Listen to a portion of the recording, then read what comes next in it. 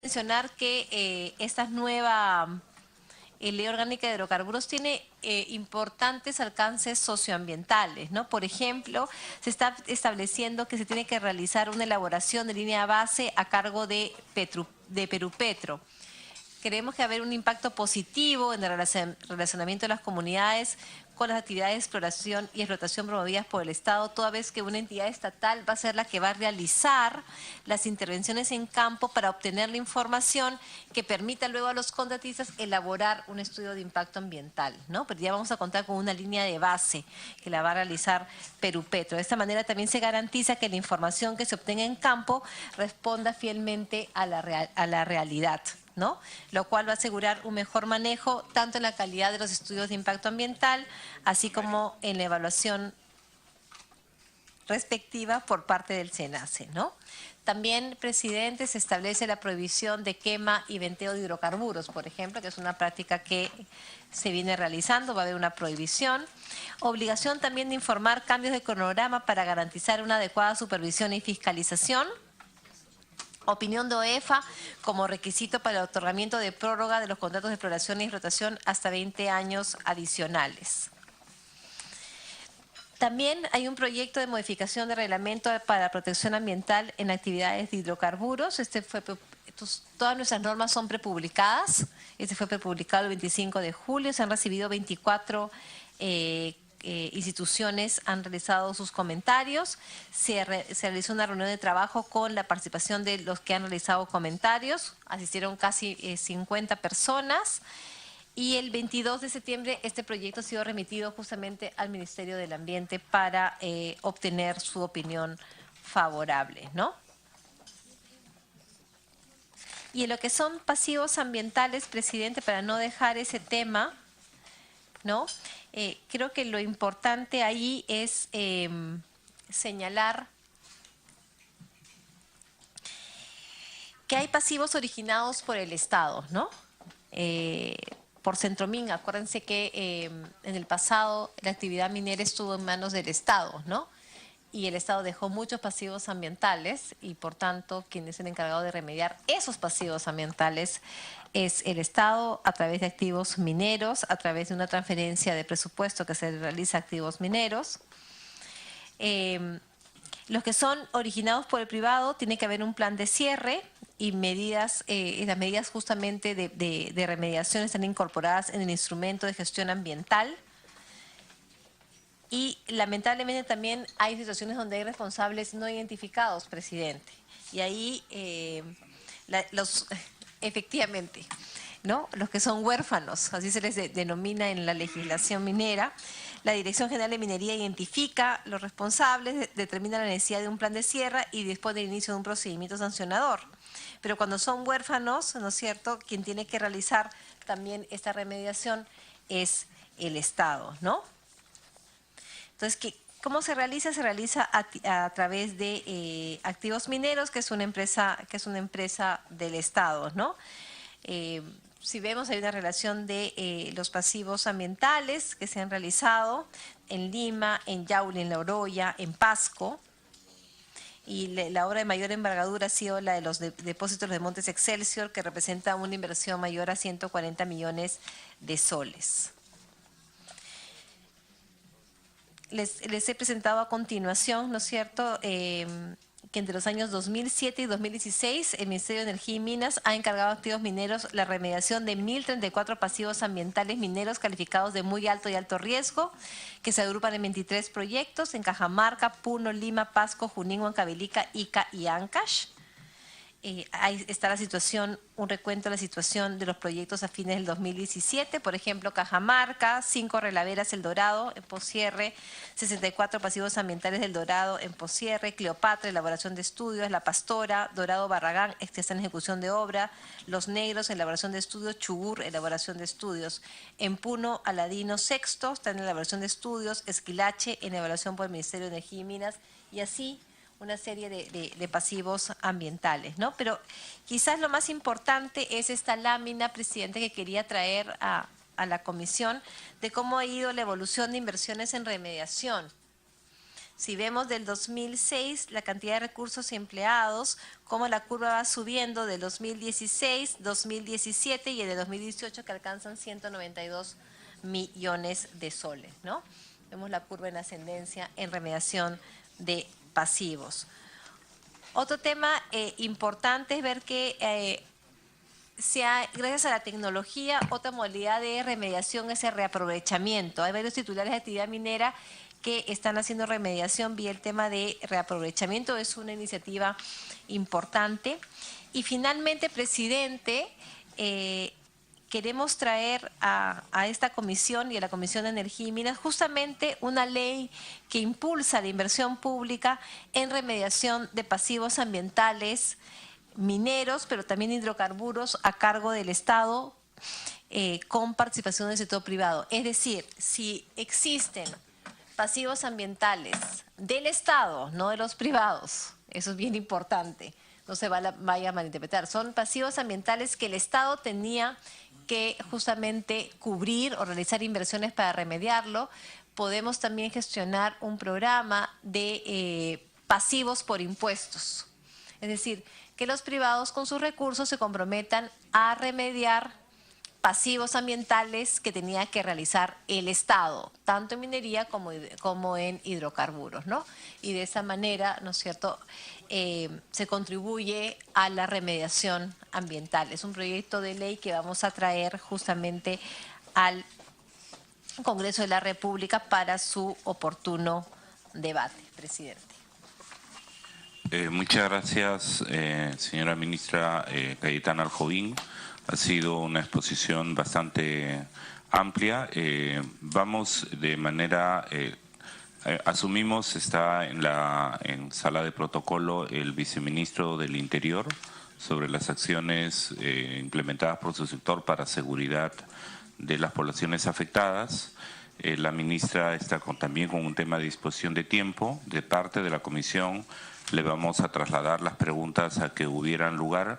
Nos ha recordado la ministra que además hay algunas tareas pendientes del lado del Congreso, así que vamos también a tomar nota de las mismas, pero vamos a proceder a una rueda de intervenciones muy puntuales de parte de los congresistas, con cargo a que podamos presentarlas también por escrito a la ministra, así que voy a abrir un rol de oradores y pidiéndole a la Oficina de Protocolo y a la Secretaría Técnica que vuelvan por favor a indicar al viceministro del Interior, cuyo ministerio hemos tenido algunas dificultades para que acepte venir, que por favor tenga la paciencia adecuada para poder iniciar ese segundo momento.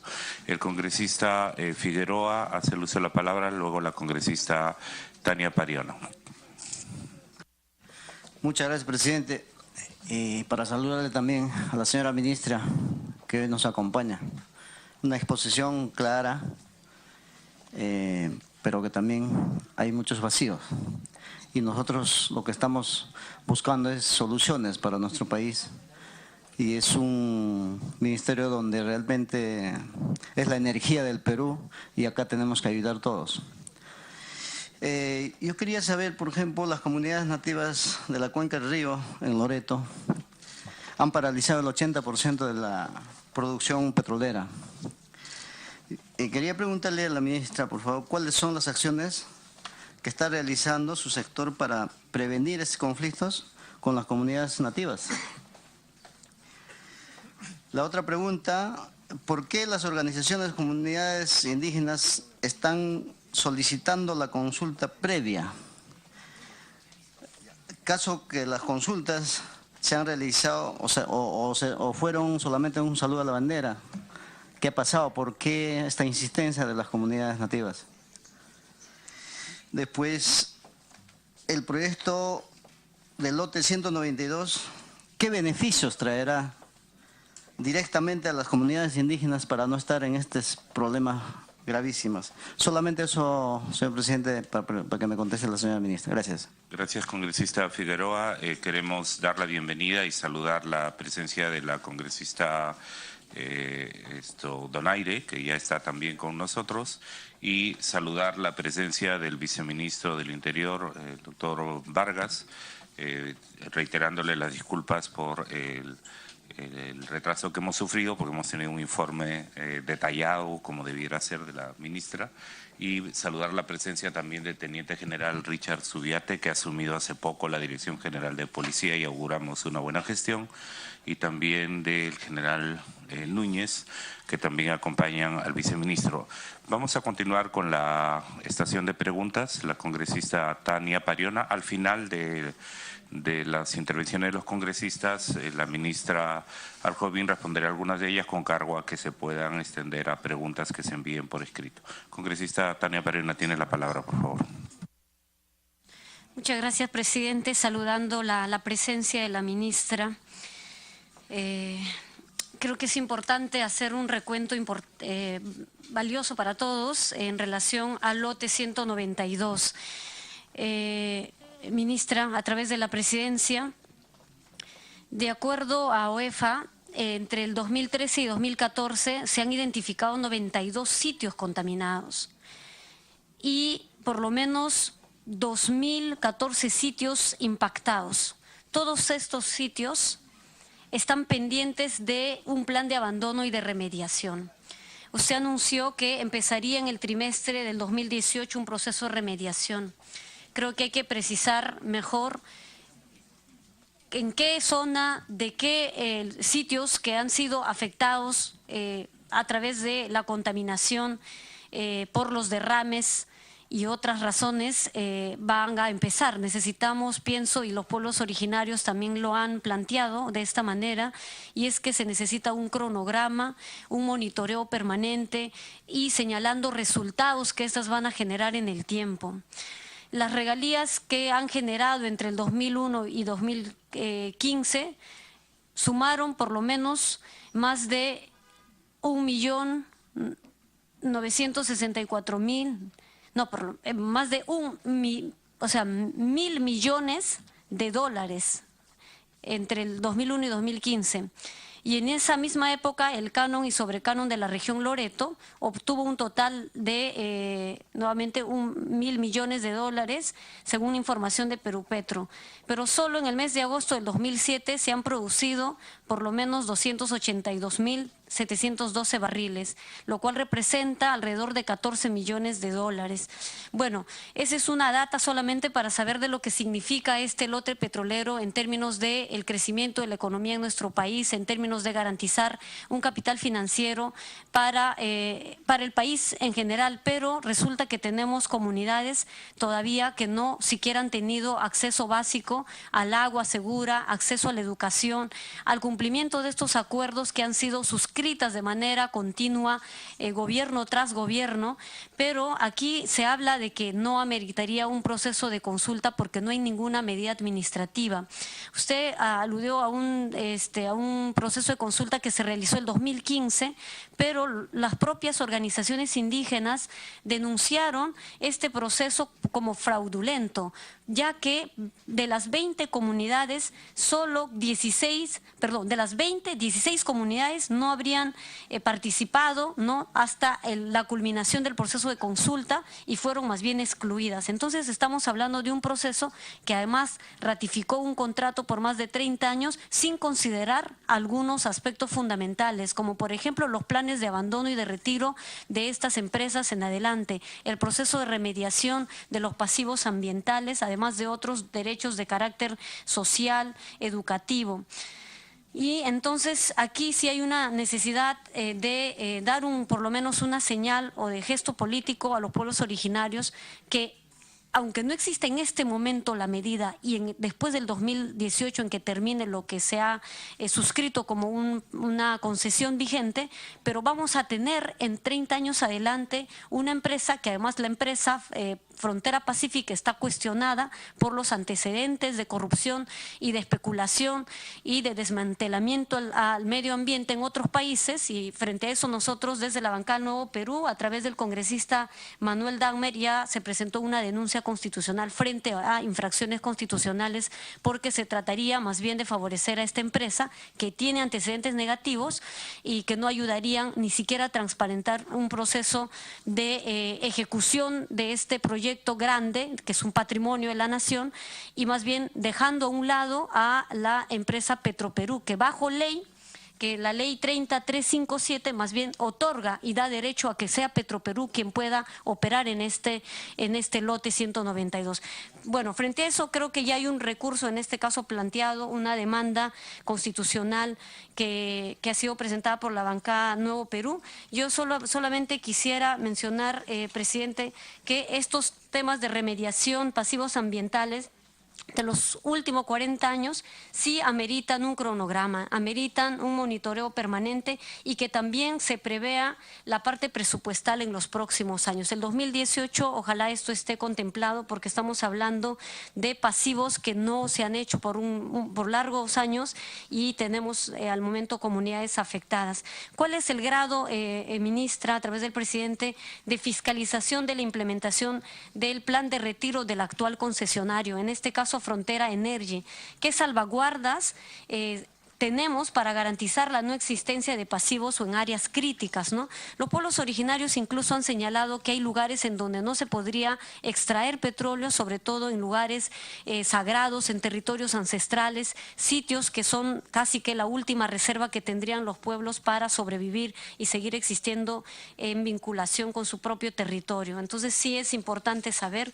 Aprovecho el espacio para decir acerca de la publicación del proyecto, el decreto supremo que modifica el reglamento de procedimientos mineros. Además, estamos hablando del decreto supremo 018-92 de Energía y Minas, que tiene implicancias con el ejercicio de la ley de consulta previa y su reglamento por parte de comunidades aún no reconocidas y tituladas. Es un decreto que creo que esta comisión también debe tomar cartas en el asunto desde la revisión hasta tener una posición al respecto, porque sí no se está considerando la ley de consulta previa en estas modificaciones que se están haciendo a los procedimientos mineros. Eso, presidente. Y creo que es importante que de verdad se garantice mínimos mecanismos de diálogo efectivo con los pueblos originarios, pero vuelvo a decir, es un contrato que va a generar 30 años más de ganancias y sabemos que por lo menos el 75% de las ganancias van a estar, si es que no prevenimos, en manos de una empresa fraudulenta, una empresa, en este caso Frontera Pacific, que tiene antecedentes totalmente negativos, pero lo otro que amerita proceso de consulta a los pueblos. Y en los contratos que se vayan a tomar en adelante, creo que hay una serie de demandas, por lo menos 14 puntos que los pueblos indígenas han detallado. Eso, presidente. Gracias. Gracias, congresista Tana Perón. El congresista Bienvenido Ramírez, en el uso de la palabra, esto para que la ministra pueda atender. Muchas gracias. Gracias, presidente.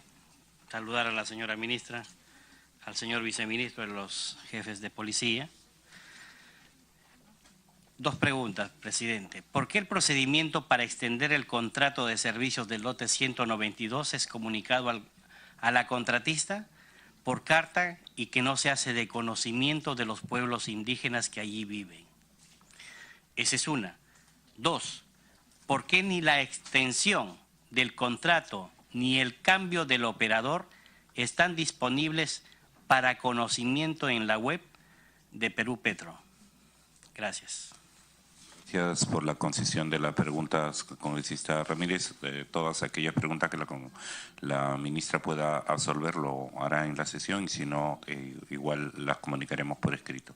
¿Alguna otra pregunta de los miembros, de los congresistas miembros de la comisión? Congresista del Águila, tiene usted la palabra. Saludamos, congresista, la presencia y la incorporación del congresista Carlos Tubino. Muchas gracias por estar también en la comisión. Muchas gracias, presidente. Una primera consulta para beneficio de algunos colegas que están siguiendo la reunión, en relación a que la señora ministra nos comente un poco más al detalle respecto de una ley, incluso la ley 30321, Fondo de Contingencia para la Remediación Ambiental, de estos 50 millones de soles que se han destinado justamente, saber el nivel de ejecución, en qué estado está. Pero, presidente, yo vengo de la región Loreto y en la región Loreto, por supuesto, estamos nosotros siguiendo muy de cerca el desarrollo de los acontecimientos en torno a lo que significa el lote 192, no solamente para esta región, sino para el país. Y como tal, nosotros en esta región venimos producto de malas decisiones del Estado peruano de hace aproximadamente 2 años, sufriendo las consecuencias de estas acciones asumidas incluso por el propio Congreso de la República, por el gobierno anterior, en torno a la administración de este lote. La economía de la región Loreto fundamentalmente se basa en la extracción del petróleo. Históricamente y desde hace décadas en general, nuestra región fundamentalmente depende de esa actividad económica. Y entonces cuando el día de hoy este tipo de problemas que hay en la zona de influencia del lote 192 y otros lotes más, el día de hoy cuando tenemos también situaciones que conllevan a la paralización del oleoducto norperuano por sus roturas continuas, producto, la gran mayoría de ellos, de acciones de algunas personas inescrupulosas que lucran incluso con esto, producto de todas estas situaciones, la economía de esta región ha vuelto a caer a niveles de hace 99 años, ¿no? Es decir, cuando, por ejemplo, y lo comparo, en la zona norte del país, producto de la situación que se ha presentado a inicio de este año, la economía de todo el norte cayó en 2.1% en este primer trimestre. Caramba, fue titular en el principal diario nacional. Pero cuando el año pasado la economía de esta región, producto de esta situación justamente que venimos comentando, cae 19.5%, el país ni enterado está. Entonces la preocupación no solamente es de los dirigentes indígenas, de los pueblos indígenas, cuando se manifiestan, por ejemplo, mayoritariamente y a través de sus propios dirigentes, de que ellos respaldan la inversión en hidrocarburos porque esa es la principal actividad económica que le da sustento no solamente a esos pueblos, sino a la región en general. Y probablemente quienes no conocen la región Loreto, o por lo menos no la han visitado en los últimos meses, no podrán hablar con propiedad, más aún si no son de nuestra región, respecto de cuán necesario se hace que volvamos a tener mayores inversiones en la exploración y en la producción del crudo. Y es que esta situación está conllevando a una situación económica muy difícil. Por esa razón, saludamos nosotros que haya acciones concretas por parte de este gobierno de llevar adelante con la mayor prolijidad posible estos temas relacionados al lote 192. Nos preocupa cuando en algún momento se cierran negociaciones y continúan este tipo de problemas y por ende, por supuesto, estaremos atentos a cada uno de los acontecimientos que desde el Ministerio de Energía y Minas, del gobierno en general, vaya asumiendo en beneficio no solamente de la región amazónica, sino del país. Nos preocupa fundamentalmente el derecho de los pueblos indígenas, que son cerca de 100.000 pobladores en esa región, pero también nos preocupa, por supuesto, el poco más de 1 millón de habitantes en esa misma región, que sin ser necesariamente indígenas, también están sufriendo las consecuencias de esta paralización. Y también, por supuesto, la economía del Perú, en buena parte puede reinyectarse con algunos miles de millones más, si es que volvemos a promover como debe ser, de manera racional, de manera sostenible, la inversión en hidrocarburos en el país. Muchas gracias, presidente.